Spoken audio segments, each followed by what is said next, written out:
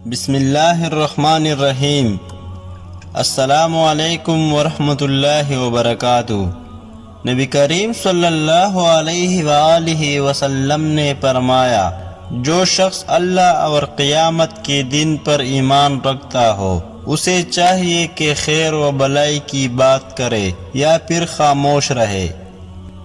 نبی کریم صلی اللہ علیہ وآلہ وسلم نے فرمایا، اللہ تعالی کا ارشاد ہے، قیامت کے دن 3 آدمیوں کا دشمن ہوگا۔ ایک وہ شخص جس نے میرا نام لے کر عہد کیا پھر بے وفائی کی، اور دوسرا وہ شخص جس نے کسی آزاد کو بیچ دیا اور اس کی قیمت کائی، اور تیسرا وہ جس نے کسی مزدور سے پورا کام لیا لیکن اس کی اجرت نہ دی۔ رسول اللہ صلی اللہ علیہ وآلہ وسلم نے فرمایا، مزدور کو اس کا پسینہ خشک ہونے سے پہلے مزدوری دے دو۔ حضرت ابو ہریرہ رضی اللہ عنہ تعالی عنہ سے روایت ہے، رسول اللہ صلی اللہ علیہ وآلہ وسلم نے فرمایا، منافقت کی علامتیں 3 ہیں، جب بات کرے جھوٹ بولے، جب وعدہ کرے اس کے خلاف کرے، اور جب اس کو امین بنایا جائے تو خیانت کرے۔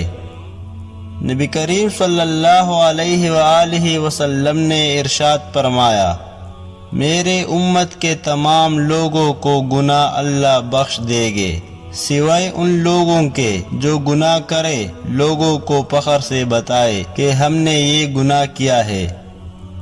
آپ صلی اللہ علیہ وآلہ وسلم نے فرمایا، اگر جھک جانے یعنی عاجزی اختیار کرنے سے تمہاری عزت گھٹ جائے تو قیامت کے دن مجھ سے لے لینا۔ رسول اللہ صلی اللہ علیہ وآلہ وسلم نے فرمایا، یاد رکھو اللہ کی مدد و نصرت صبر کے ساتھ ہی ہے، اور ہر تکلیف و مصیبت کے بعد کشادگی ہے، اور بلا شبہ ہر تنگی و مشکل کے بعد آسانی ہے۔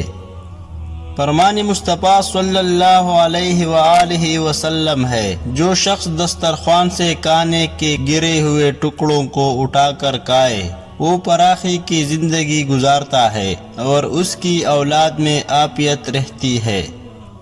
رسول اللہ صلی اللہ علیہ وآلہ وسلم نے فرمایا، باب جنت کے درمیانی بہترین دروازہ ہے، چاہے تم اس دروازے کو ضائع کر دو یا اس کی حفاظت کرو۔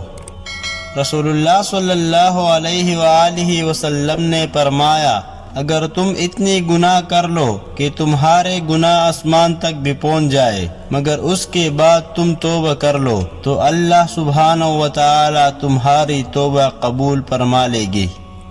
رسول اللہ صلی اللہ علیہ وآلہ وسلم نے فرمایا، جب کوئی شخص اپنی بیٹی کی شادی کرنا چاہے تو اس سے اجازت لے لے۔